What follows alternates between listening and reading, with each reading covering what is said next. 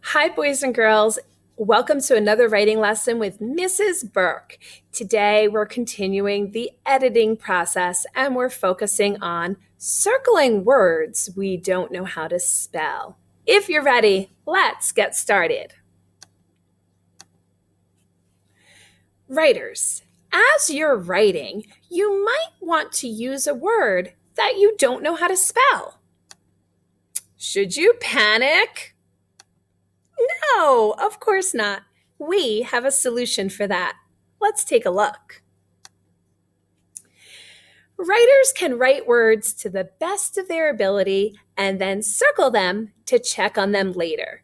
When you use this strategy, it helps you continue to get all those great ideas on paper without slowing you down too much. So if you're really stuck on a word, you don't want to sit there just stuck in that mud like, oh my gosh, I can't do it. I just can't write this word properly. You can circle it to say you thought about it and you tried to spell it properly, but you just couldn't do it. So you did your best guess and you moved on. That's a good tool to have so that you can continue to keep all those great ideas flowing as you write.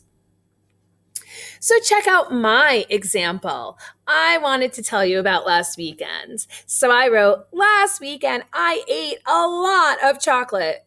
It's true. It was Halloween, so I did. Oh my goodness.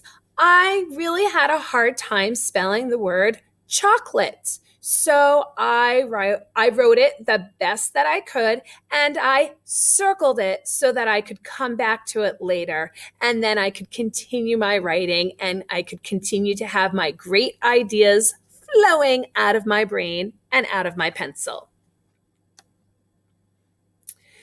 Boys and girls, if you circle a word that you're having a difficult time spelling, you can always go back to that word after you have completed your writing, and you can see if you can figure it out one more time. Some of those strategies that you can use when you're home is number one, to think about our foundations lessons. We've done a lot of work with word patterns and trick words. So think back to foundations. Is there something from foundations that might help you spell the word? Number two, you can use some spelling strategies such as sounding it out, or if it's a big word, you could think about if you hear or if you might see smaller words in that bigger word, and that might help you.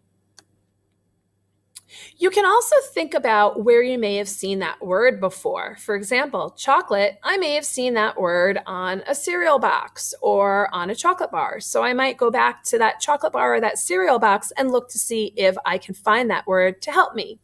You might have read a book and you might have seen that word in a book, and you could always go back to that book.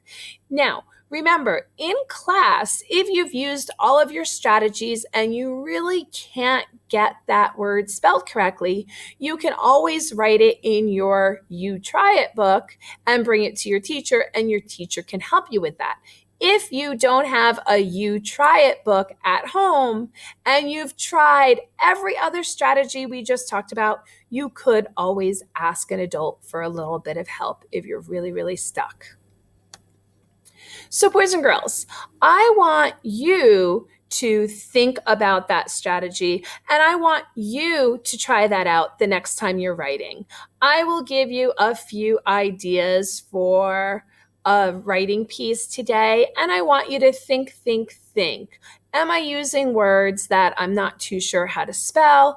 And if so, can I circle them and come back to them later? All right, boys and girls, as always, do your best work.